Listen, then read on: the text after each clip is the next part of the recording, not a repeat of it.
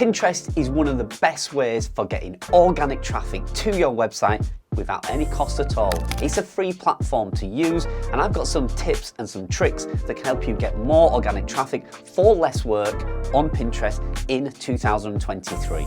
So let's get into this. Pinterest has changed over the past few years. Their algorithm has been updated, and in 2023, there are some things you need to be doing differently compared to previous years.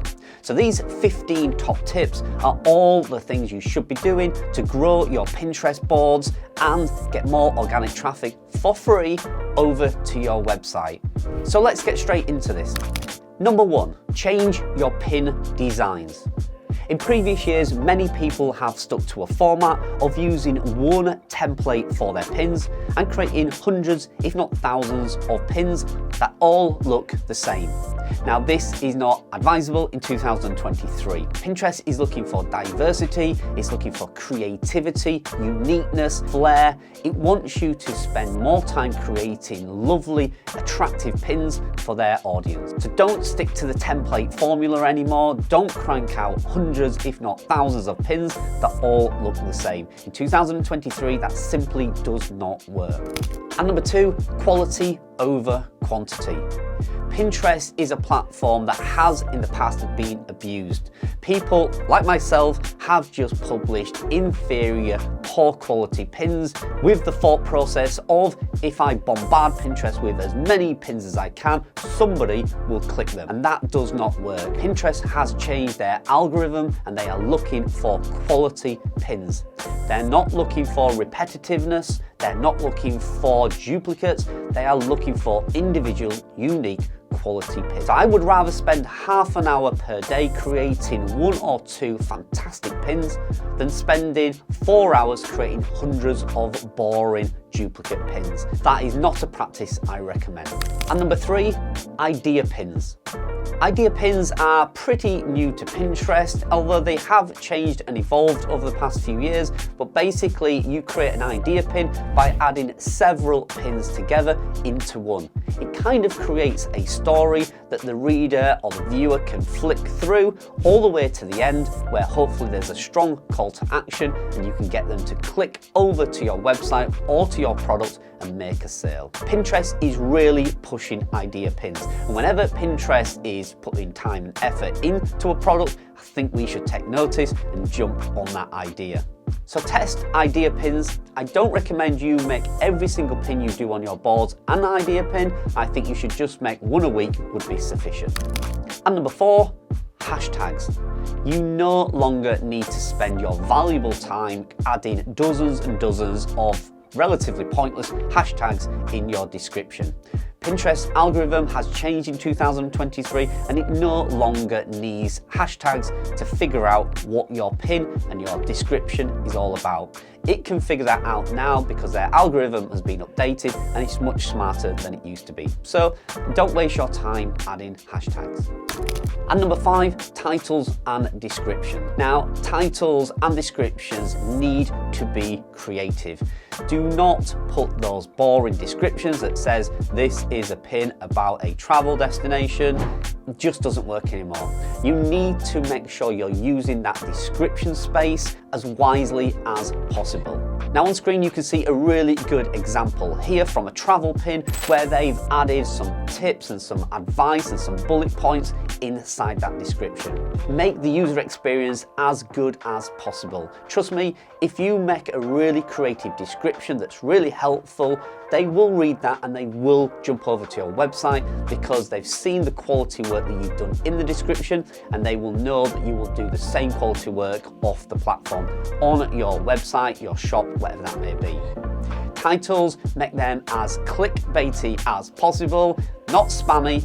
Really good creative clickbait titles that will entice them in the first place to click your pin. Then they'll read the creative description, then they'll jump off over to your website. You can use a tool like ChatGPT. That's what I do. I tell ChatGPT, give me 10 clickbait catchy titles for this pin, and it pumps out 10 different quality titles that I can choose from. Then I pick the one that stands out to me, and hopefully if it stands out to me, it will stand out to the audience on Pinterest. And number 6, group boards. No longer do you need to spend time in other people's boards. No longer do you need to save and share other people's pins. Just focus on your own work. This is what Pinterest wants in 2023. It wants you to focus on making the best quality pins you can, make them as engaging, unique, and as original as possible, and you will be rewarded for it. So stop wasting time sharing other people's pins, pinning the competition's pins to your board. It's no longer needed anymore. Number 7, bold print. There's no denying there are millions of pins on Pinterest. And when you type a topic like travel, you'll be inundated with hundreds and thousands of different pins. Your pin needs to stand out. Make the text as bold and as clear as possible on your pin. If you're using something like Canva for your templates, often the style and the font of the writing on those templates is maybe italic or very flowing, but it makes it hard to read. You have to imagine you have a millisecond to catch a reader's eye on Pinterest, so make the title as bold and as clear as possible. I usually stick to one font that's big, clear, bold, and I just add one sentence that catches their eye and makes them want to click the pin.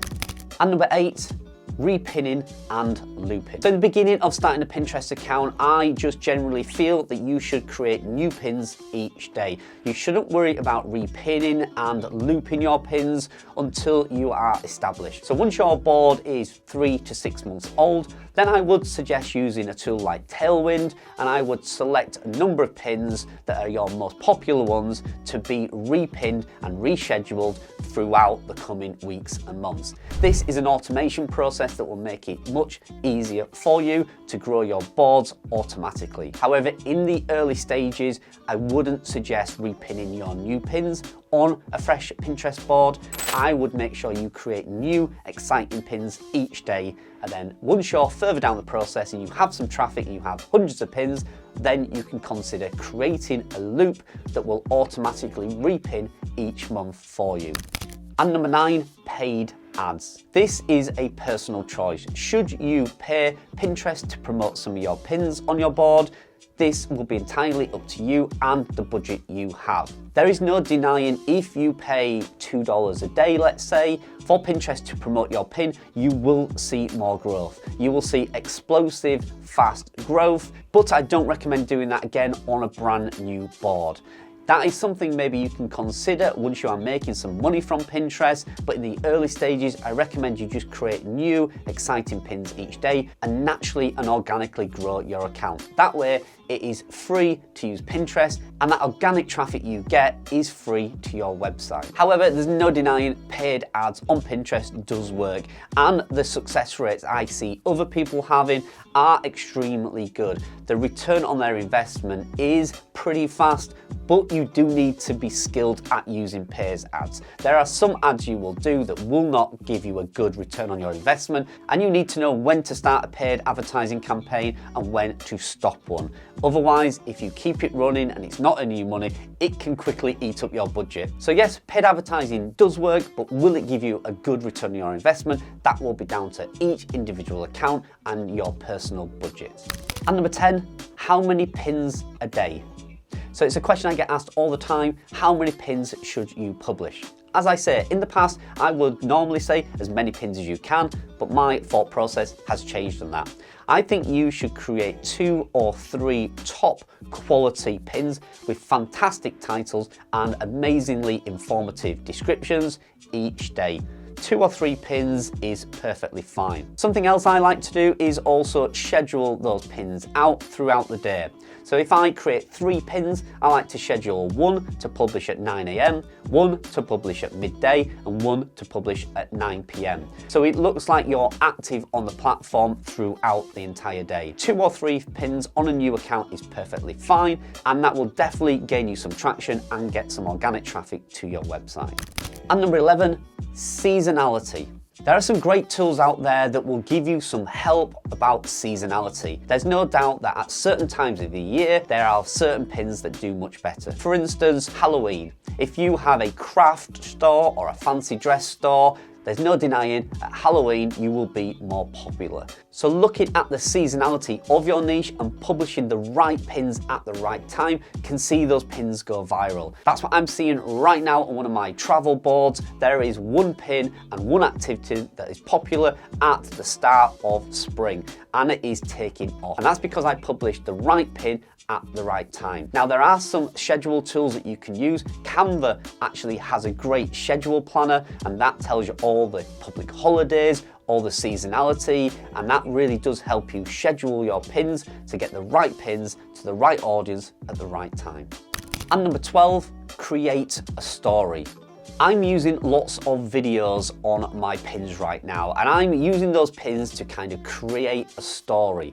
The average view time on some of my pins is only around 5 seconds. And in that 5 seconds, you need to create a visual story that makes them want to click the description or click the link and go to your website. So don't think of pins as a very static image. Mix images with video, with text, make it creative, create the story, lead them on a journey to get them to click over to your website.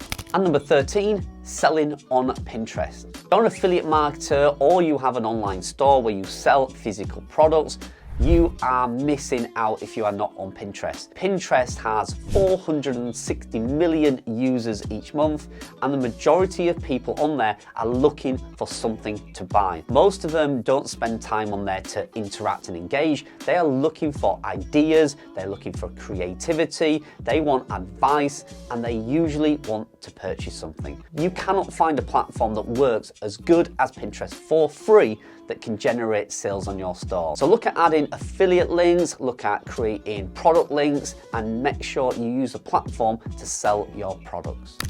And number 14, repurpose content.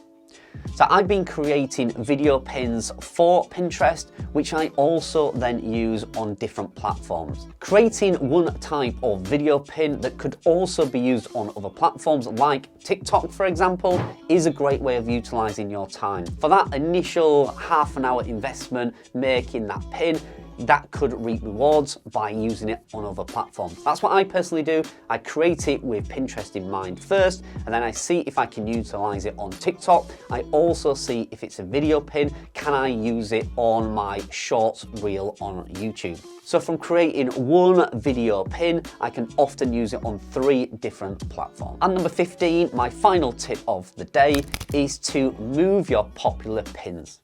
Now what I mean by that is if you've created your board with dozens and dozens of beautiful pins, some of them will gain more traction than others. And if somebody clicks on your actual board rather than your pin, they will see a selection of all the pins that you've created. Now what you can do is grab the pins that are the most popular and slide them all the way up to the top of your board. Now if you're familiar with TikTok, it's a very similar practice to TikTok where you can pin your 3 most popular videos at the top of your page. This is also true on Pinterest. You can go to your board, you can scroll through the board, find the most popular pins that are gaining some traffic, maybe going slightly viral, grab them and move them up to the top of your board so they're more prominent right there as soon as somebody lands on your board. It's a great way of keeping that momentum and the growth on those pins, and if you can get 3 of them at the top of the board to continue to grow, there is a chance that they could go viral and you could see huge traffic numbers. So that's it. That's my top 15 tips for growing organic traffic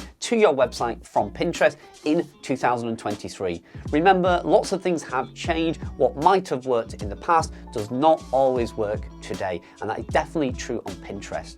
I'm seeing amazing success on Pinterest. I took a break from it for a few years. I'm back on Pinterest, and the amount of organic traffic I'm getting for free is staggering. So I hope you found that helpful. I have lots more videos on Pinterest. I have a lot more to share with you about what I'm doing on the platform, what's working right now and what's not. And I'm hoping some of these tips will help you grow your organic traffic to your website for free on Pinterest. Thanks very much. I'll see you in the next video.